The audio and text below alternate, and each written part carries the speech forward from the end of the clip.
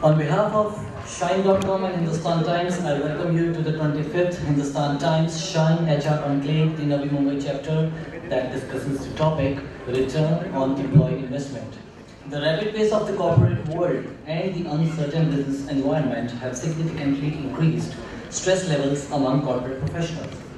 Given the close association of an organization's success with its people's performance, it is becoming increasingly important for HR to not only have a happy workforce, but a healthy one as well. Without much delay, let us begin with the 25th Hindustan Times Shine HR Conclave, the Navi Mumbai chapter, which discusses the topic Return on Employee Investment. We begin with an opening address by Mr. Amish Shah, CEO, Versatile Housing. Amish has been associated with pedigree of corporates like ICICI Bank, City Wealth and Fullerton Group. He specializes in process and product around customer connect. His zest for business gets him to real estate and wishes to be a part of transformation which the real estate sector is about to witness. May I invite Mr. Shah to please address the gathering. Thank you, Shine. Friends, I wish you a very good evening and welcome each of you to this conclave. I feel privileged and proud to be a part of this and being speaking to such an intellectual crowd in and around the city. While return on employee is a wide subject, I might try to speak something about employee toggle time. One of the biggest things that comes to an employee's mind is the toggle time commuting from his residence to the office, and that is one of the top concerns which probably an employee has. Over the period of time, we have seen that offices have shifted from central business districts to suburbs. We have seen, transformation of BKC into a central business district. We have seen Lower Parel, we have seen Mulund, Mahape. So this is an ongoing and a continual process.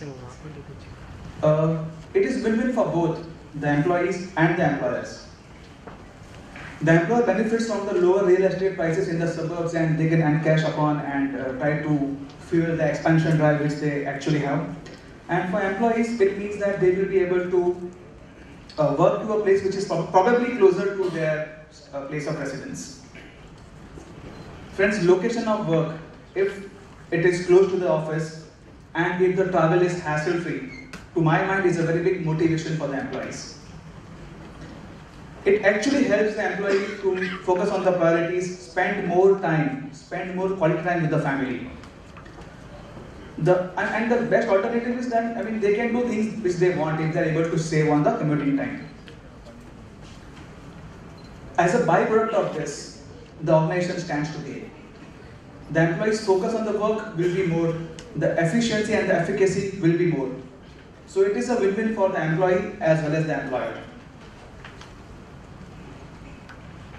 Friends, I would like to speak a few words about Dombivli, which is where Versatile has a project. It's a Lakeview project in Dombivli. Dombivli has been witnessing a lot of focus and attention across the media, and in fact that is what is really happening on the ground. It is clearly a destination which is of the future. So clearly there is a lot of impetus, lot of focus of the government on this area. This in fact was our motivation for us to have a Lakeview project in Dombivli which can be offered to all your employees. The catchment areas which can be cited are Airoli, Mahape, New Bombay, Thane. And the intention is to build a society of like-minded people who work for corporates, who can travel together, who can, there's ease of travel. That is what, what I have to say. We have a desk outside, so in case, we would be glad to connect with you in case if you have any queries or something like that, I would be I really appreciate that. Thank you so much for the patient hearing. Thank you. Well, thank you, Mr. Shah, for the address. Ladies and gentlemen, we now move on to our panel discussion with 5 panelists who will discuss the topic Return on Employee Investment. Mr. Anand Pillai. Anand Pillai is the Senior Executive Vice President and Chief Learning Officer at Reliance Industries Limited. He has been appointed to become a member of the World Economic Forum's Global Agenda Council on New Models of Leadership 2011. Anand has been one of the top 10 social media influencers in India in the corporate world for the last 2 years. With more than 32 years of rich experience in the corporate world, Anand has handled challenging assignments in general management and as head of operations in companies such as Tata Group, Hughes Network Systems, and May Networks and HCL Technologies. He has been recognized as HR Professional of the Year 2008-9 and also given the HR Leadership Award at Global HR Excellence Awards and Pride of the Industry at Star of India Awards. Anand has been featured in the book Leading with Wisdom along with 30 other leaders, Stephen Covey, Abdul Kalam, to name a few in the world. He is also featured in a new book, Open Source Leader, published by Penguin Publications. May I welcome Mr. Anand, please. Mr. Ashutosh Telang. Ashutosh Telang is the Chief Human Resource Officer at Marico Limited. Ashutosh has led Marico's efforts in the process of streamlining HR operations, reinforcing organizational values, setting a talent pipeline creation process, integrating acquisitions, apart from ongoing connect and communication with Marico members through various cross-functional initiatives. Prior to Marico, Ashutosh was associated with pharmaceutical companies like Merck and Ranbaxy Laboratories. Ashutosh holds a bachelor's degree in statistics and a master's in labor studies from the Mumbai University. We welcome Mr. Telang.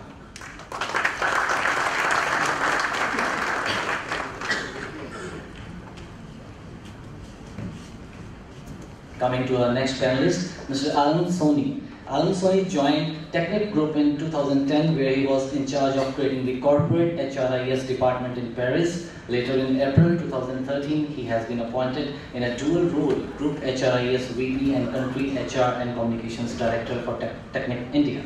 Currently, he is an expatriate based in Mumbai. Prior to joining Technic, Alan had over 20 years of experience in the industry. His main experiences and skills includes building, implementing and managing HRIS strategy, managing HR department at a country level, and international ERP implementations. Mr. Soni, welcome.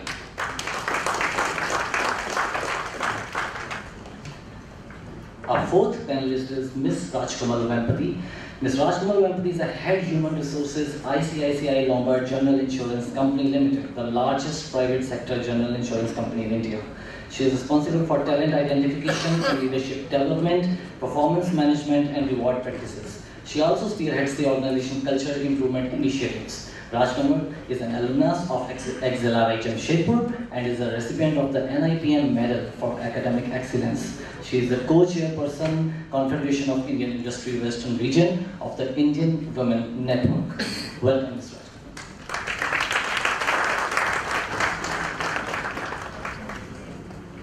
Our moderator for the discussion is Mr. Indraneet Chakrabarti, more popularly known as IC. After working in corporates like Unilever, Tata and Mahindra for 21 years, Indraneet founded Storyworks, the first Indian company formally focusing exclusively on business storytelling.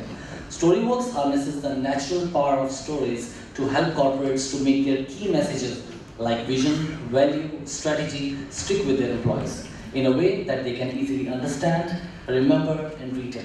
Storyworks has also already helped over 100 very senior leaders in India become more connected, more engaged, more inspired by being trained in the art of business storytelling. Welcome, Mr. Chakrabarti. Ladies and gentlemen, before we begin the panel discussion, we will have a question and answer session, and you may jot down the questions on a piece of paper and hand it over to the nearest usher. Your questions will reach to the panelists through us. Thank you. I would also like to request each one of you to keep your phones on silent mode. Hi, good evening. I can't see half the room with the bright lights on, but it's again a pleasure and a privilege to have the panelists that I have with me today. I am pretty certain that with the varied experiences that each one gets, and that's something we get in Bombay, which different industries, different kinds of experiences, we will get a very rich discussion. As I just said, that instead of the regular question answer only at the end, the way we will have it is while the initial discussion starts in the panel, you can write down the questions you have and hand it over to the ushers in the room. They will bring it out to me. I obviously can't promise to take all the questions because there will be much more. So I will choose the ones I believe are really on topic, and the panelists will be more than happy to answer them. So with that, I'm going to ask our panelists to share their initial thoughts on on this subject that we are here to discuss today, which is return on employee investment. And I'll just start from my left. Ashu, if you could give your initial thoughts. Thanks. I'll just go with the brief the title, return on employee investment. And as an HR professional, the answer would be yes, it is relevant, and there is a return.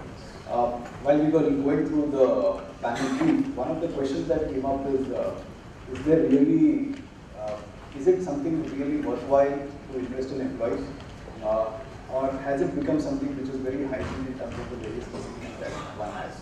And while I look back to talk about this topic, what I realize is in terms of our experience or in terms of the evolution that has happened, originally we would look at giving anything to an employee as welfare. So, and that would most of the time get driven by law. And there were certain benevolent employers, benevolent in the sense in terms of what facilities they give, like the Tatas and like-minded organizations, where you got it because the employers were benevolent. I think this was a story somewhere around 40, 50 years back, continued for the first 20, 30 years of India's industrialization. And around 20 years back, when the markets opened, and there was a complete realization that if you really need talent from the term employee, we started talking about talent, there was a realization that there are many other factors that are integral and important. And that's when everything which started was looked around the employee as an investment. My personal philosophy is that it is important, it is essential. Whether it is in terms of HR theories, whether it is a satisfier or a motivator can be debated, but it is relevant. And there are ways and means in one, ways and means through which one can actually say that this works. As the session warms up and we get questions, I'm sure I'll get some opportunities to share what have we done in terms of my experiences, in terms of creating a case where an investment done on employees, there are returns. So I'll talk more about it at this session. Thanks. Yeah, I mean, when I look at this topic, I first consider it a motherhood topic because you invest in an employee in many ways. Obviously, you don't consider salary and the regular reward. That is not investment. It's an obligation. The guy has done something, you give it to him. Or a responsibility. Or a responsibility. Obligation, responsibility, choose words, play around with words. But what I'm basically saying is, if you give anything to an employee that is already due, it is not even bordering on investment. But I want to go one step backward. Even that, you will not get a return, even though you gave what the employee was deserving. I once made a statement in a rewards and recognition conference, something to this effect, where it said, the employee will not get excited or get demotivated on the reward that he or she got or did not get, as long as he or she does not understand why she got it, he or she got it, or did not get it in the first place. So even the statutory, the obligatory one, if we do not give it with the right perspective, with the right qualification, you are not going to get it. In fact, chances are you might end up getting a negative return, even in that case. That's the first one. The second thing is, it would be unfair for us to even consider thinking of getting return in the tangible term. You know, in our industry, while employee investment is a nice word, we usually use another acronym, ROTI, return on training investment or return on talent investment. And come budgets cut or come recession, all these investments, what they call the discretionary spend, gets cut. In fact, it gets cut so badly that even the mandatory spend gets cut. For example, there are a lot of companies who even cut bonuses around the time of this. So, the manner in which you measure the investment is very, very important. That's the second part. The third one is we have to understand that not every investment needs to have a monetary value. It's a very wrong misnomer for us to think that investment is costly or investment is has got a price tag to it. I'll give you a simple example. You walk up to an employee and give him or her a word of appreciation. Now that obviously does not cost anything in the balance sheet, but I can tell you that will be far more valuable to the employee and will have greater returns from the employee than whatever reward that you gave. So we need to reclassify this whole investment point of view and also get this return business out of the way. In closing, I just want to also give another perspective. For us, sometimes what happens is, particularly when it comes to empowering the employee or when it comes to training the employee, we think the more we reward, the more we invest in them, the more they become marketable. And therefore, we tend to have a poison pill, if you understand that. So you don't want to give it all at one go, you know. You want to give it in stages so that they keep on lingering. Richard Branson once said, you know, invest in your employees so much that they can leave, but treat them so well that they will not want to. So that's the spin that I wanted to do. And I'll come back because I think a lot of questions that will be there is on the fact that if the company has a philosophy, let's say you do, of saying that not everything is measured, there could be other places where the stakeholder asks them to only give them a measurable thing, and we'll come back to that. Alan, your opinion? Yes, for us, it's a major topic to attract people, but the investment that you can do on an employee is not too much money. It's very simple to improve the brand of the company, like it is very simple with some consultant to improve the ranking in LinkedIn. What is key for us is to be sure that our employees are the best ambassadors in terms of branding, communicate about technique, communicate about the company.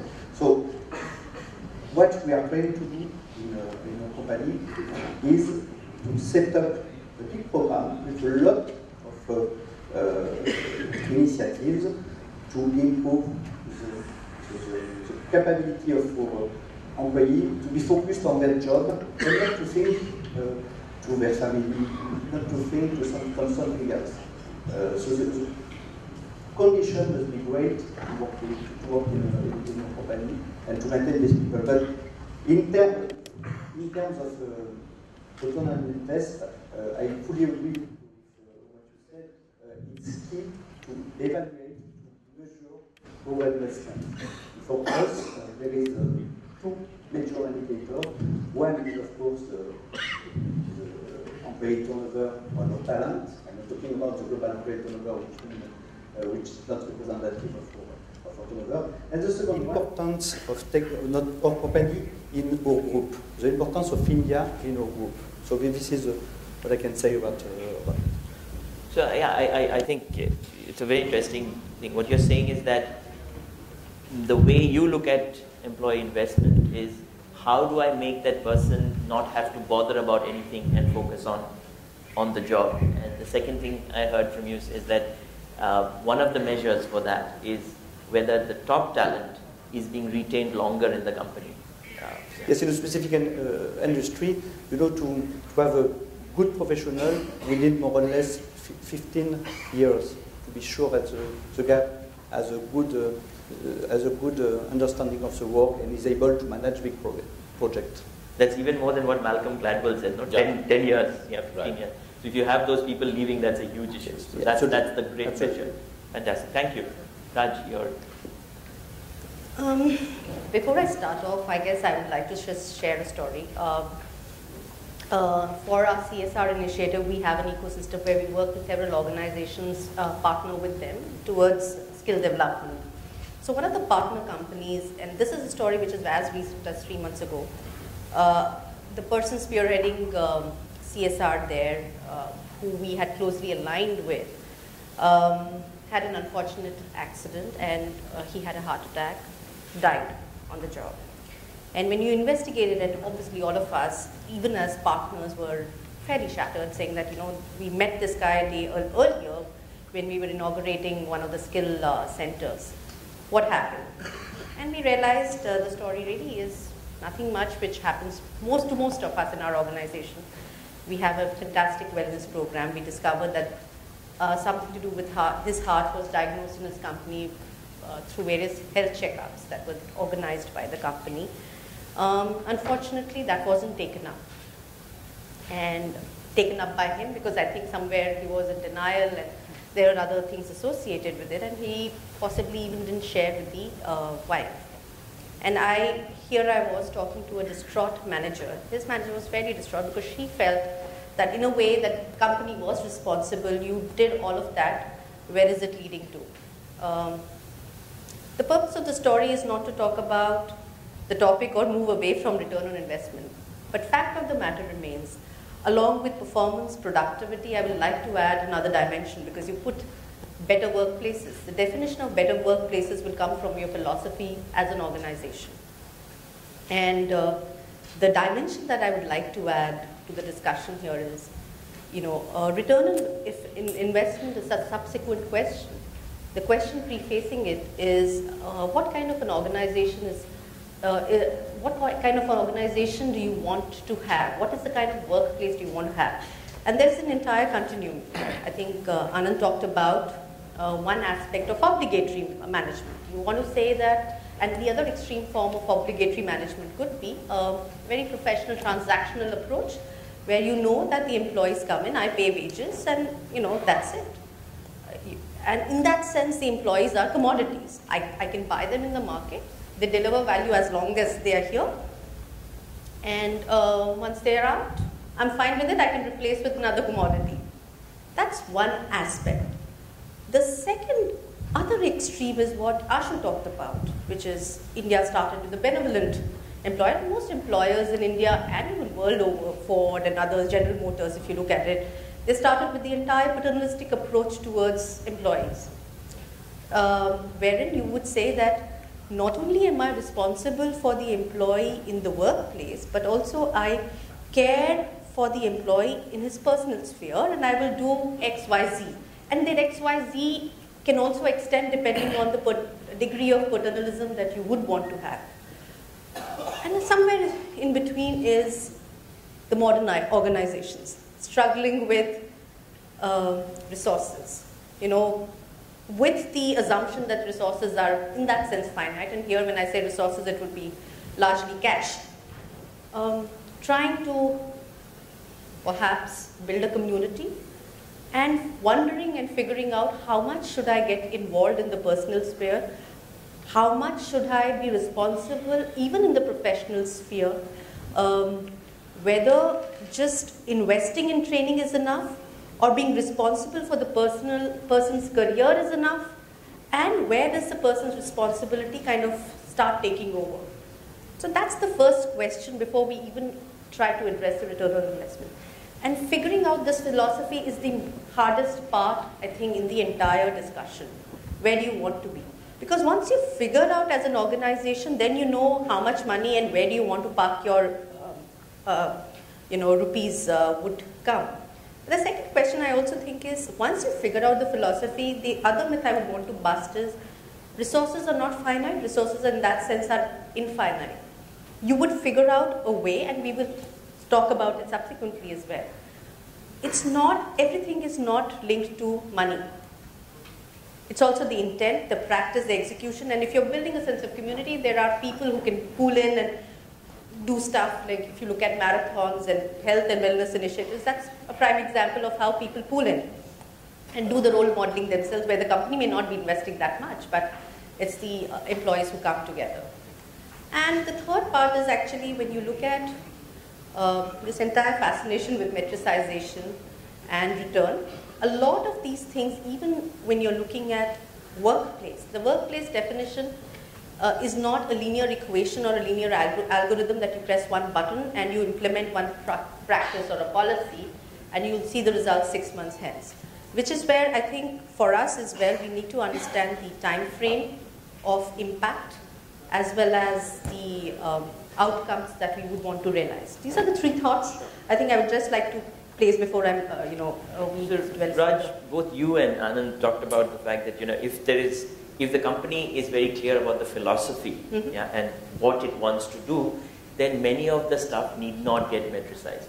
But I'll just speak from my own experience. I think that is probably the minority of companies today, yeah, who've got very clear understanding that, like I was talking to someone yesterday who said, for me, coaching, I treat it as a sunk cost. I don't sit and start figuring out that is 5 sessions of coaching for my senior leadership. Now, those are very rare companies.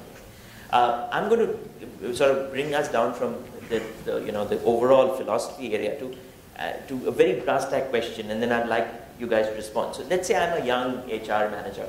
I have read a lot about these Googlers and their great basketball hoops and bean bags, and I have a friend who's told me how great productivity happened because of that. And I have now gone to my stakeholder and said, I think I want to do this in this company. And that person turns and says, how will it help? Yeah. One is, of course, trying to always metricize it, but what is the advice you would give a young HR person like me to say, this is the way you can sell this idea as a great investment to your stakeholders? Any thoughts? And I'm opening it up to all 4 of you. So. Yeah, before I go forward, I want to tell the audience that there is a Twitter handle for the event. It is hashtag ShineHR Conclave. So please tweet your thoughts or questions as we go along. My Twitter handle is Anand, @Anand_Pillar. Yeah, I wanted to take a point that you mentioned. See, when we consider investment or when we look at investment, far too often we look at investment after a particular person is worthy. Mother Teresa said, people need love especially when they don't deserve it. So what happens is we give these rewards to people who are worthy. Way back earlier on in my career with the Tatas, I had a boss whose name was Gautam Kujru. He had a very interesting way of investing in people. What he would do is, say for example, people are given a project. In those days I was in software development, so any of my colleagues were working on a particular project, and this guy is really struggling to crack it, or he's not yet completed the project. He would walk up to him or her and let's say, for want of a name, Prashant. So you walk up to Prashant and say, wow, Prashant, man, I mean, you cracked it, you've done it. And he knows that he has not. He's probably 70% in. And in front of everybody, he would give him that open praise, and he would, those days it was an open office, he would clap hands and get everybody's attention and say, oh, look at Prashant, I mean, this guy really cat's whiskers, I mean, he has done it. And in the beginning, Prashant is wondering, is he talking about the same person? I mean, because I know that I've not done it, but he says, oh, why don't you stand up, show yourself to the rest. And this guy is very hesitantly showing himself to the others, says, smile, man, I mean, you've done a difficult job. And then after that, all the other colleagues will come and, come on, you're really great, you've done it. And so this person will reluctantly accept the accolades that come to him and the appreciation that comes to him. And the first available opportunity that he gets, he goes to the boss's cabin. And those days it was not glass doors, I mean, it was all those wooden nothing. You'll go and ask, boss, I hope you are talking about me because I'm still struggling. You know that I'm struggling. And that's when Gautam would say, Prashant, you and I know that you are struggling. But let me tell you one thing. I have placed that trust on you. I know that you're worthy of doing it. And can you imagine the positive pressure that will come on Prashant? What did that investment cost? Nothing. But, I mean, it would just go, and that created a positive pressure among all the others who did not get the appreciation. They also want to get recognized, and you'll understand those were the bachelor days, so everybody wants to get publicly recognized, particularly in the open forum. And oh man, it was a positive pressure. I started implementing that in a different way. What I would do is, I had one of my team members who was a hypo, and I said, listen, my habit is I will not place the crown on your head, but I'll place the crown a few inches above your head so that you can grow up to it. There are two advantages in that. First, if I place the crown on your head, the crown will be so heavy, your head will become heavy. And you'll understand, when a person with a heavy head is not good. The second thing is there is no aspirational quotient there. You already got the crown, you arrived in life.